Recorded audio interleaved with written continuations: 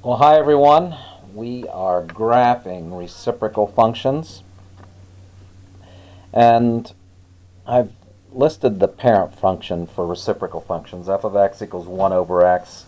Then we will kind of use some transformations to graph those other ones. So when I do f of x equals 1 over x, x cannot be 0. And here's where x is 0 is actually the y-axis. So x equals 0 is called a vertical asymptote. Now keep in mind the equation for the y-axis is x equals 0. Okay, I got a little too... I'm going to write VA because I don't like writing vertical asymptotes all the time, which we have to do. X will never be 0.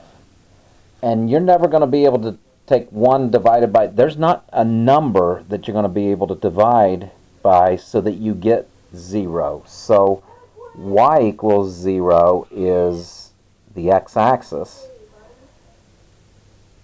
And it is horizontal. It is a horizontal asymptote. See, we got a graph that never touches the y-axis and it never touches the x-axis. I'm just going to kind of... Usually I use a dotted line. Okay, so if I just think of some values, like when x is 1, y is 1. 1 divided by 1 is 1. When x is 2, 1 divided by 2 is 1/2, and then a third, and so on. So it just kind of goes down like that. But if x is a half, 1 divided by a half. There are 2 halves, right? And then, so what this one is doing over here, it kind of starts up close. It never touches. It just keeps getting closer and closer, but never quite touches the y-axis here. It never quite touches the x-axis here. But x could be negative. Like if x can't be 0, right? But if x were like, let's just go to -1. 1 divided by -1 is 1. What we have here is the same thing happening in this quadrant right here that happened in that one. So it comes here and then it comes back down and gets close to here. So our actual graph looks like this. Now I want you to keep that in mind. 1 over x, and this is the parent function. What we're going to do is when we look at this, we're going to move the asymptotes, and the curves are still going to be the same. They're going to be going close to each one of these vertical and horizontal asymptotes. So let's get a general formula written down. A is some number over x minus h plus k. And if you remember, when the h is with the x like this, we are going to move to the right. Well,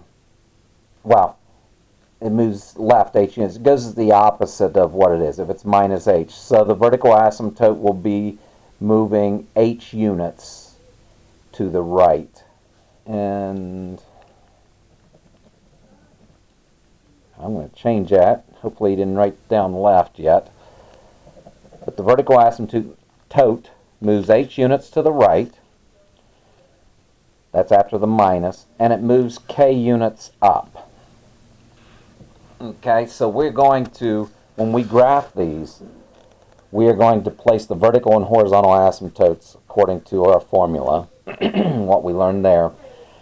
Now, we're going to find coordinates of 2 points. Like, I'm just saying on each side of the vertical asymptote. So I found 1, 1 here, and I found -1, -1 here. Those are the 2 points where you can make your 2 curves. But find the coordinates of 2 points, one on each side of the vertical asymptote, and then draw a smooth curve that goes toward the asymptotes. Makes that curve here and that curve there. Then we're also going to state the domain and the range of each of these, and we'll do that as we go along here. I did want to talk about when the a value up here is greater than 0, you're going to have an asymptote and an asymptote, and it'll kind of look like this. Okay, that's when a is greater than 0. Just to recognize something, when a is less than 0, if I have an asymptote here and an asymptote here, wherever they are in relation to x and y axes, then that's going to get flipped. It's going to look like this and this if a is negative, if this is negative up here. So that's just as a point of recognition. All right. I don't know if you have your books handy, but I'm looking at numbers 1 through 5 on page 548 here. And it says identify the asymptotes and the domain and range on each of these. Okay, so when I look at this, I'm going to go for vertical first of all. And this is 2 here. 0, 2, 4. It's marked by 2's. And it looks like halfway we kind of get this line going here. And that looks like about at 1. So for number 1, the vertical asymptote, I will say, is x equals 1. The horizontal asymptote looks like it's the x-axis here, which in that case is y equals 0. Now, domain deals with the x values, and the domain here from negative infinity until 1, we're good. 1's a problem, though. So I'm going to go negative infinity to 1, and then put that little u thing going, and then go from 1 to infinity. We got to skip over the 1, because that's where that asymptote is.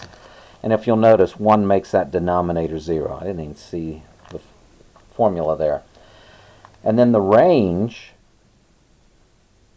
we can't have 0. Y cannot be 0. We can't make it that. So there's no number that exists that'll do that for us. So we go from negative infinity until we get to 0, not included, and then we go from 0 to infinity.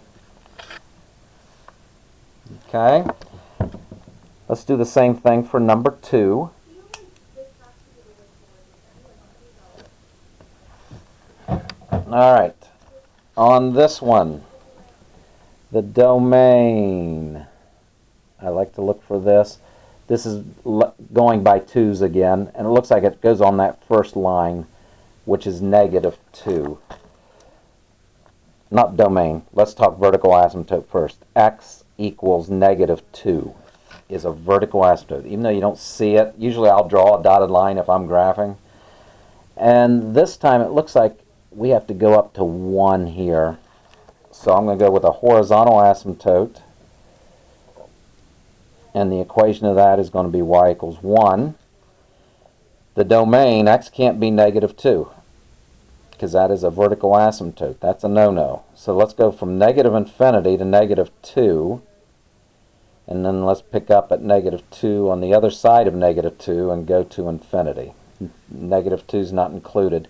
And then for the range, for the range, we will say from negative infinity to 1, non-included, and non-included with the 1 to infinity. So that's how we'll list the domain and range, like we had done earlier. Okay, number 3, we want to graph.